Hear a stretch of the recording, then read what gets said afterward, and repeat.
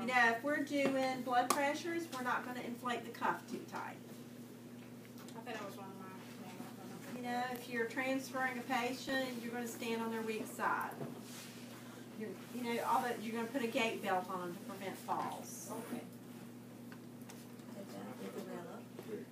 Beds low and locks. And don't give me bed low and locked, side rails up on everything. Now, if you're doing a dressing change and you have to elevate the bed, you can say, put the bed down after the dressing change. Don't just say bed low and locked. You need to link it to whatever skill we're doing. Okay? We ready to go over physical assessment? You are? You want me to do it? Huh? Doesn't matter. You do great. I'll do it. You want to be my patient? I'll be your patient. Okay. And Nancy, I'll let you stay down there. I'll come down there. Now, guys, this is the one skill where you don't have specific, you do 1, 2, 3, 4, 5. Okay? And we don't want to give you a piece of paper. I know what.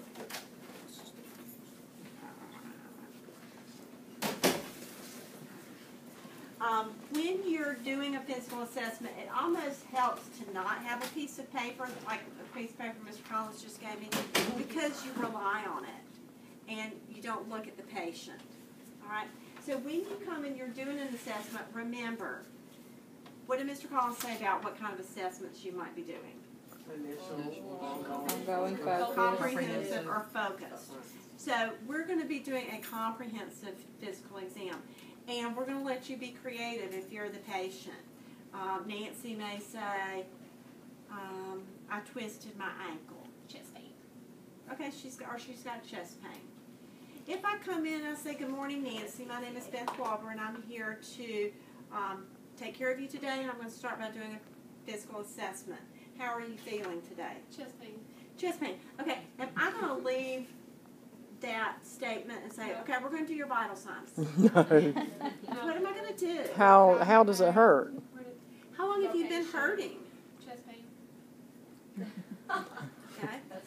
Can you point to where it hurts? Chest pain. All over. On a scale of 1 to 10, with 10 being the worst and 0 being nothing, how would you rate your pain? 12. Well, yes. Okay. Did the pain just start, or have you had it for a while? About a week. A week. Were you doing anything that initiated the chest pain? Now, if she said it just started, I would say, have you been up walking? Have you taken any medicine? Have you eaten? You know, try to pinpoint the cause of it. She says it's been hurting a week. So, has it been hurting, has it been a 12 all week? Yes.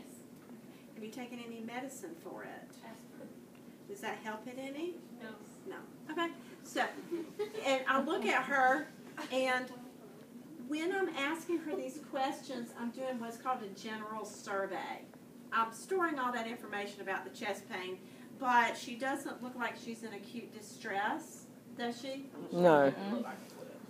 She doesn't look like a So we're going to check, and we're going to see if we can give you something for your pain. And I'm going to go back. I'm going to look and see if she's had an EKG done. I'm going to look and see if she has any medicine ordered for chest pain. I'm going to look and see if she's been taking any medicine. Okay? But right now she looks okay. So I'm going to keep that. Now I'm looking at her. How does she look? Is she looking at me? Okay. Is she responsive? Mm-hmm. Is she appropriate? Mm-hmm. Most of the time. Okay. She's smiling. She's answering my questions. I'm going to start when I like doing my assessment head to toe. So when I'm looking at her, I'm looking at her color. Her cheeks are pink. Her hair is shiny. It's well groomed. Okay. Her lips look moist. Her eyes are clear.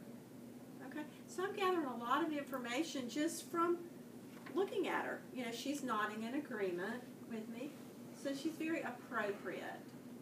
What if she's a patient that wears a wig, so you can't tell her whether her hair is really? When you're dealing with the head, it's good to ask her, and I really haven't gotten to that point yet, but I would ask her, Nancy, do you have any devices like an artificial eye or a hearing aid or glasses? No, any dentures? Do you wear any wigs? Okay? That way we kind of cover everything.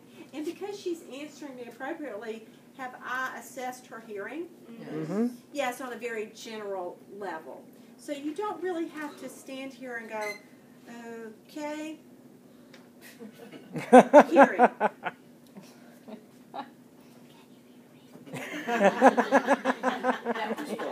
Yes, sir. A lot of times, unless if you've worked in a nursing or environment, you've heard it. Alert and oriented times a number. Okay. Where do they get these numbers? Alert and oriented times 3. Yes, That's that's the the big Person. one. Huh? That's the big one. A and O times 3. Yeah, name. Person, place, and time. Okay. Does she know who she is? Yeah. So I'm pretty confident she's oriented to person. Nancy, can you tell me where you are? In the hospital. In the hospital. Place. And can you tell me what month it is? September. September. And I go real general with time because if you have somebody who's been in the unit and days and nights run together, do y'all ever get Tuesday or Wednesday mixed up? Oh, yeah. Yes. Not to, what's the date? Right. Yeah. Okay? So if I said today's the 15th and you said the 14th, I'm not going to say you're wrong. Because, I'm sorry. go ahead. So if they get one of those wrong, would it be by 2, or are we just going to further? And then how do you? I would say A and O times 2, disoriented to time. Okay. Thinks it's January. Okay? So you just specify which ones. Now, what if she's unconscious? Unresponsive. Unable to determine orientation? Unresponsive to stimuli activities. Okay? Now, she's responsive to me because she's answering my questions. If she was unconscious, or if she was sedated, and I went, Nancy, and she goes, oh, is that responsive? Mm-hmm. Yes, Or movement. it is. When you say in generalizations as well, as far as time, you be general about the time. Is that where, like, I hear it a lot. You know who the president is? Is that a general time question? You know the time period here? Mm-hmm. Okay. Yeah, that's a good one. And when you're in the nursing home, things become very general. You know, when I'm wheeling my little patient to breakfast and I pass the bulletin board, I said, oh, look at that bulletin board. What do you see on it? It may have fall leaves or Valentine hearts. Okay. And that can be a good indicator as to how you can assess their orientation. Another good way is to look out the window. Oh, Miss Jones, look at the trees. They're turning gold. Can you tell me what month it is? Or can you tell me what holiday's coming up next? You know, in the nursing home, they're very big on orientation, so there'll be scarecrows and pumpkins and everything to decorate. So you have a lot of triggers. And I may give them a card. I say, oh, can you read this card for me? If they tell you part of it, like if you ask them the time of the president, they tell you one correct and one is wrong, would you still put A and O times 2? Because a lot of them one of them told me the other day, 1914 Obama. No, it's 2014 Obama. So do you still put times 2?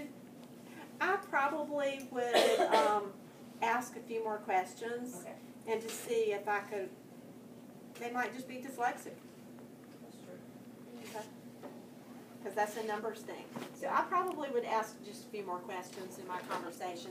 And I don't have to specifically say, who are you, where are you, what time is it? You can just find out with your general discussions. So what I'm saying is I'm looking at her. How is she sitting? Does she have good posture? Mm-mm. I mean, relatively, yes. I mean, she's not like this. Okay. So that gives me a general. Don't forget your general. Also, when you walk in the room to see Nancy, the one thing I'm going to key in on, first of all, her, but second of all, is all the tubes and equipment in the room. Everything that's hooked up to her, I'm going to check. If she's got an IV, what am I going to look at? I'm going to look at the site. I'm going to look and see if it's red, if it's swollen. I'm going to check the date on it. What else am I going to be looking at? See if